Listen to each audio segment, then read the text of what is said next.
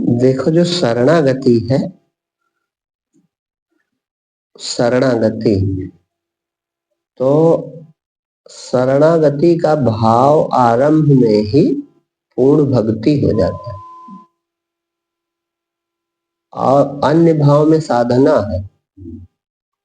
अन्य जो भाव है उसमें साधना है, लेकिन शरणागति ऐसा भाव है कि आरंभ में ही केवल शरणागति भाव बन जाए, बस समझो पूर्ण भाव आ जाता।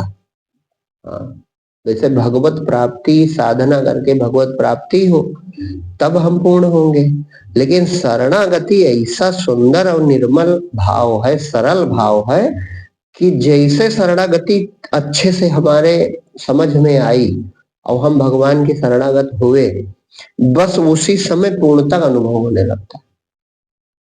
अनुभव खुले या ना खुले, भगवत दर्शन हृदय में जब होगा तब होगा, लेकिन शरणागति का भाव ही निर्भीक कर देने वाला। जैसे जो कल बात हो गई है कि केवल भावे तो बना, सिर्फ भाव बन गया कि जो संपूर्ण सृष्टि बनाने वाले प्रभु हैं, सब जीव बनाने वाले प्रभु हैं, हमारे शरीर का निर्माण करने वाले प्रभु हैं, वही परमात्मा इस समय भी हमारा पालन पोषण कर रहे हैं। जन्म के पहले माता पिता का जन्म,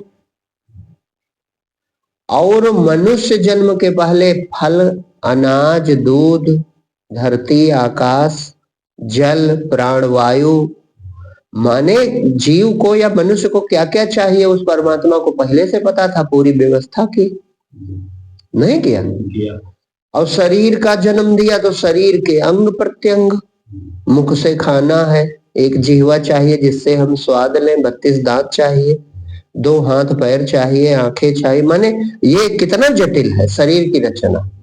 तो वो परम पिता प्रभु परमात्मा जानते थे कि इन चीजों की जरूरत मनुष्य को पड़ेगी या जीव को पड़ेगी, तो उन्होंने किया।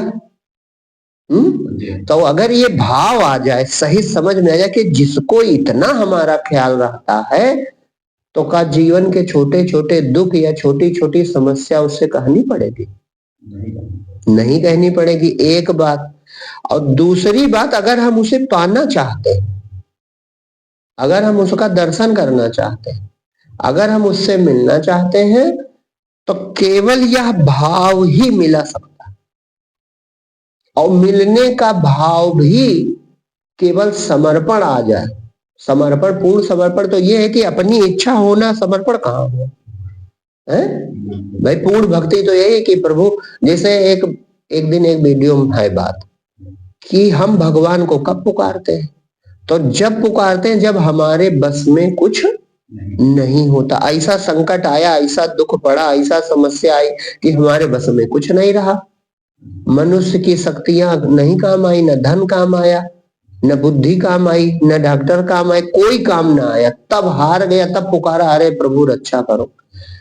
यानी आपके हार जाने में आप भगवान को पुकारते हो। अब जीवन का ऐसे साधारण रूप से देखो तो तुम हर चीज में हारे हो। क्या हम अपना भोजन पचा सकते हैं? क्या हम अपनी श्वास चला सकते हैं? और क्या हम इस अखिल ब्रह्मांड में श्वास का निर्माण कर सकते हैं? क्या हम जल का निर्माण कर सकते थे? और सारी व्यवस्था करने के बाद इस समय भी हृदय में विराजमान सत्ता पालन पोषण करती है।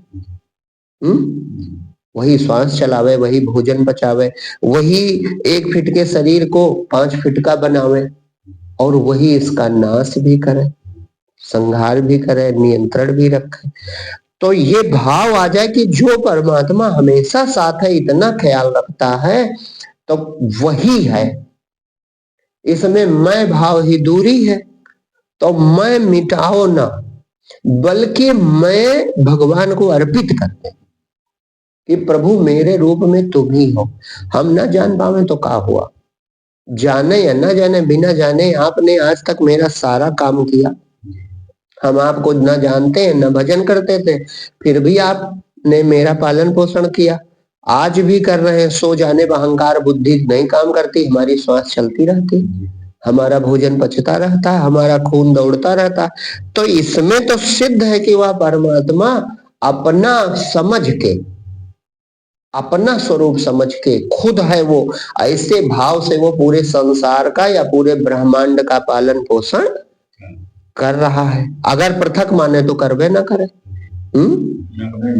अपना मान के करता है। अब हमें सिर्फ अपना मान लेना है, अपना मानना ही प्रेम है, केवल अपना मान लेना। और अबोध की तरह, भाई हम नहीं जानते थे हमें कितने अंग चाहिए, हमें कैसा शरीर चाहिए, जन्म के बाद क्या क्या जरूरत पड़ेगी, हम कुछ नहीं जानते थे। तो अभी भी अबोध बने रहो, क्योंकि हैं हम अबोध, सुनी सुनाई चीजें जानते हैं, कहा कुछ जानते हैं। कल क्या होगा हम नहीं जानते, भविष्य में क्या होगा हम नहीं जानते। हम नहीं जानते थे हमारी पत्नी कौन बनेगी, हम नहीं जानते थे हमारे बच्चे कौन बनेंगे, और आज भी नहीं जानते भविष्य कैसा होगा। है अबोध अल्पज्ञ की नहीं। तो अबोध बन जाए बच्चे की तरह कि प्रभु हम आपके हैं, चाहे आप दर्शन दो तब भी और न दर्शन दो तब भी हम जानते हैं हमारे पालक पोषक सृजक और संहारक नियामक सब आप, हमारे मालिक आप। पूर्ण समर्पण हो जाए। समर्पण में एक ही शर्त है जो कल हमने कहा था कि इच्छा ना हो। हाँ, इच्छा ना हो किसी प्रकार की, क्योंकि इच्छा ही अहंकार को जन्म देती, अहंकार जन्म देता है इच्छा को, परस्पर पूरक है। इच्छा बनी नहीं कि बस आप भगवान से अलग हो गए, इच्छा बनी बस आप अहंकार हुआ कि हमें ये चाहिए, ऐसा जीवन हो जाए, ऐसी दशा हो जाए, बस अहंकार होते ही आप भक्ति से दूर चले गए। भक्त का पूर्ण समर्पण होता है, प्रभु भूखे रखोगे तो ठीक, और मालपुआ खवाओ तो ठीक, महलों में रखो तो भी ठीक, और झोपड़ी में रखो तो भी ठीक। ना मेरी आरजू है ना मेरी जुस्तजू, राजी है हम उसी में जिसमें तेरी रजा है। ये समर्पण का भाव है। तो समर्पण का भाव आते ही हम निर्भीक हो गए, क्योंकि परमात्मा तो सर्वसमर्थ है। जिसका पिता कहते ना कि जिसका पिता जीवित है वो बच्चा चिंता नहीं करता।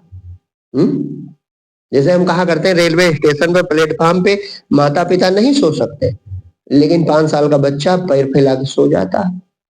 काहे सो जाता है? उसको ये भरोसा है कि मेरे सिर पर कोई है, मेरा मालिक कोई है। जब ट्रेन आएगी तो खुद गर्ज होगी उनकी, हमें जगाएंगे और ले जाएंगे, ट्रेन में बिठाएंगे। हमारे माता पिता, हमारे मालिक जीवित है। बस यही और इससे भी सजग, इससे भी ज्यादा भरोसा हमें होना चाहिए कि परमात्मा प्रभु हमारे मालिक है। हम जानते भी नहीं थे कहाँ जन्म होगा, उन्होंने जन्म दिया। कैसा शरीर होगा वैसा शरीर मिला, शरीर कैसे चलेगा, क्या खाएगा, हम कुछ नहीं जानते थे। तो जो इतना ख्याल रखते, और माता पिता के सामर्थ्य की एक सीमा है, लेकिन परमात्मा वो 4 भुजाओं वाला है, माने प्रतीक है ना। जैसे कहते हैं ना उनके 4 हाथ हैं, तो भगवान के 4 हाथ हैं, यानी वो भी कर सकता है जो हम तुम बुद्धि से सोच सकते हैं, और वह भी कर रहा है जो हम तुम बुद्धि से सोच भी नहीं सकते। हम गेहूं खा के कम ताकतवर हैं, और हाथी और बैल और जानवर पशु देखो भूसा खा के, हमारी नजर में भूसा कम ताकतवर चीज है। पयाल कम ताकतवर, वे घास भूसा खाकर हमसे 10 गुना 100 गुना ताकतवर है। तो इसका मतलब क्या है कि परमात्मा जैसा सोच लेगा वैसा होगा, हमारे तुम्हारे सोचने या करने से कुछ नहीं होता। हम काजू बादाम पिस्ता खाकर उतनी ताकतवर नहीं हो पाते जितना वे भूसा खाकर घास खा के हो जाते। तो प्रभु की नियत ही तो है, जैसा उसने सोच लिया वैसा होगा। तो शरणागति का भाव बहुत सुखदाई है। ये कहने का मतलब इसमें साधना तो होती ही रहेगी, लेकिन साधना जब होगी तब होगी, प्रभु दर्शन जब होगा तब होगा। केवल यह आरंभिक भाव ही हमें निर्भीक कर देता है और निश्चिंत बना देता कि हमारे रक्षक, हमारे पालक हमारे पोषक, हमारे सृजक, हमारे नियामक, हमारे प्रभु विराजमान है, हमारे हृदय में विराजमान है और संपूर्ण ब्रह्मांड उनसे भरा हुआ। तो ऐसा जगत पिता परमात्मा हमेशा हमारा रखवाला है, तो चिंता दूर हो गई। वो जैसा चाहे वैसा रखे। तो जब पूर्ण पूर्ण शरणागति जब आ जाती है, पूर्ण शरणागत भाव, परमात्मा ये देखता है, वो जानता है, वो अंतर्यामी, वो दिल का हाल जानता है कि ये हमारे भरोसे है कि अपने ताकत के भरोसे है, अपना बल लगाता है कि हमारी इच्छाओं से चलता है, मेरी मर्जी पर राजी है कि अपनी इच्छाएं करता है। तो जो पूर्ण भरोसा केवल कर लिया आंख मूंद के, प्रभु तुम ही हो, तुम जानो, मेरे रूप में भी तुम हो, मेरी चेतना तुम ही हो, पूर्ण समर्पण हुआ तो हृदय में तो प्रकट ही हो जाता है। ऐसे भक्त का जीवन भी अलौकिक सत्ता चलाती है, परमात्मा चलाता है। भगवान कहते नहीं है, जैसे विभीषण जी का उदाहरण है। विभीषण जी से कहते हैं कि जननी जनक बंधु सुत दारा, तंदन भवन सुहृद परिवारा, सबके ममता ताग बटोरी, मम पद मन ही बांध भरी। केवल एक काम कर ले कि जिसको, जैसे हम कहा करते हैं, जिसको हम अपना मानते हैं उससे हमारा प्रेम होता है। तब भगवान ने उन्हीं अपना मानने वाली बिंदुओं को गिना दिया, जननी जनक बंधु सुत दारा, तन धन भवन सुहृद परिवारा, माने माता पिता भाई बहन पुत्र पत्नी घर संपत्ति नाम बड़ाई, ये सब अपना मानते हो, इसी में जीवन खपा देते हो। तो भगवान कहते हैं इनसे ममता यानी मेरा भाव हटा के मुझसे जोड़ लो। तो हटाओ ना, ये भगवान ने कहा है, मान लो, क्योंकि उन्हीं का दिया हुआ है। शरीर पुत्र पत्नी परिवार संपत्ति नाम पद घर जमीन सब भगवान का दिया हुआ है, मान लो। लो भगवान से ममता हो गई। भगवान कहते हैं कि ये ममता मुझसे जोड़ लो, माने मुझे अपना मानने लगो, बस प्रेम हो गया। और फिर आगे एक चीज हो, देखो पूरी साधना इसमें भगवान बता देते हैं, शरणागति की प्रेमा भक्ति की पूरी साधना। पहला काम है जिसको जिसको अपना मानते हो उसको मेरे रूप में देखो, यानी उसमें मुझे देखो, ममता मुझसे करो। प्रभु आप हो हर रूप में, हैं? जन तन मन तुम ही हो जीवन, तुम प्राण हो हमारे, कोई दूसरा नहीं है गोविंद बिन। जो वहां भगवान ने कहा करो, यहाँ भजन में वही बातें लिखी, तुम ही हो बंधुदारा, तुम हो जहां हमारा, तुमसे ही तो बना है इस सृष्टि का पसारा, माता पिता तुम ही हो, तुम ही हो पुत्र प्यारे, कोई दूसरा नहीं है गोविंद बिन। ये भाव, और जो वहां भगवान ने कहा है जननी जनक बंधु सुत दारा तन धन भवन, पूरा लगता है वही बातें यहाँ भगवान की तरह से लिख गया होगा, भगवान की मर्जी रही होगी। तो वही शरणागति यहाँ है। तो पहला काम यही है कि अपना मुझे मानो, ये प्रेम हो गया। और एक बात भगवान और आगे जोड़ देते हैं, जो हम कहा करते हैं कि इच्छा अपनी ना करो, वहां भगवान कहते हैं कि समदर्शी इच्छा कछु ना।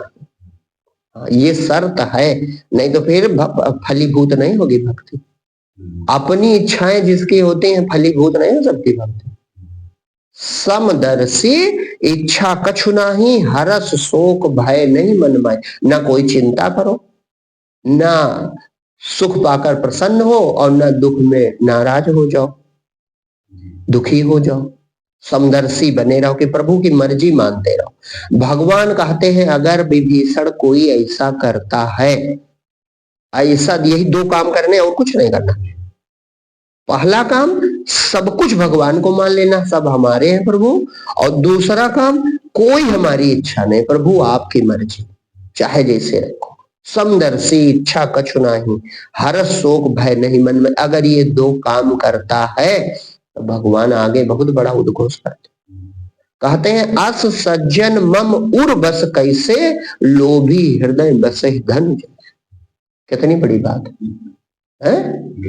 ये नहीं कहा कि अष्टांग योग की पूर्ण साधना कर ली हो, या सप्तम भूमिका में पहुंच गया हो, या पंचकोश के पार पहुंच गया हो, है, या सहस्रार में जिसकी वृत्ति, ये सब कुछ नहीं कहा भगवान। भगवान ने केवल ये कहा कि जो सर्वत्र संसार से ममत्व हटाकर मुझे अपना मानता, इच्छा कोई नहीं करता, हमेशा समचित्त बना रहता है, ऐसा भक्त मुझे बहुत प्यारा है।